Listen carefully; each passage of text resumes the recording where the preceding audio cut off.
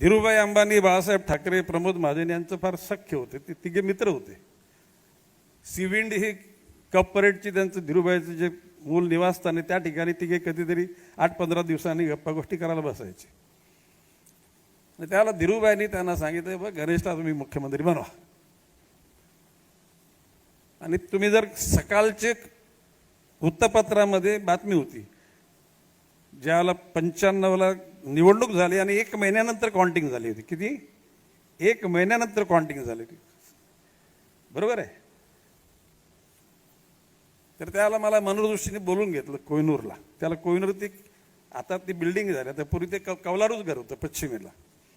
आणि बोलवणारे कोण? अनिल थत्ते. अनिल थत्तेने मला, अरे तुला सरांनी बोलवलं, चल. म्हटलं सर काय बोलता? मला मनोदोषी बोलतात, गणेश मुख्यमंत्री कोण होईल? तर म्हटलं जर का 145 पर्यंत गेलं तर उद्धव ठाकरे मुख्यमंत्री होईल. आणि जर का 144 पर्यंत आला तर मग सुधीर भाऊ जोशीला चान्स आहे. आणि त्याच्यात जर 10-15 शॉर्टफॉल आला तर बाकी तुम्हाला चान्स आहे. आणि घडलं तसंच.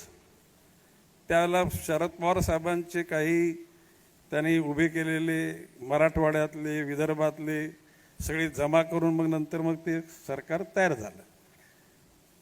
आता त्या कालखंडात 92ला ज्याला भुजबळ साहेबांनी जय महाराष्ट्र केला त्याला साहेबांनी मला सांगितलं, गणेश तू आता गटनेता होता. मी साहेब म्हटलं मी ज्युनियर आहे. दत्ताजी सालवी आहेत, सरपोतदार आहेत, सुभाष देसाईचं त्यावेळेला ते सदस्यत्व त्यांचं ते मतदानाचंच रद्द केलं होतं ना, त्याच्यामुळे ते he was not MLA in those days. तर म्हटलं मला पुढे बघा नाही, मला तुलाच बनवायचं आहे. तू ये उद्याला मधुकरराव चौधरींना पत्र घेऊन जा. तर मी काय गेलोच नाही. कारण मला ते काय त्या मोठेपणाच्या या सर्व सिनियर लोकांना डावलून आपण मोठं व्हावं अशी माझी इच्छाच नव्हती. राजकारणात आजकाल तसं नाही चालत. कोणाला टांग मारून मोठं व्हायची इच्छा आजकाल असते. पण त्यावेळेला आपल्याला जे संस्कार दिले होते त्या संस्कारानुसार आपण सांगितलं मला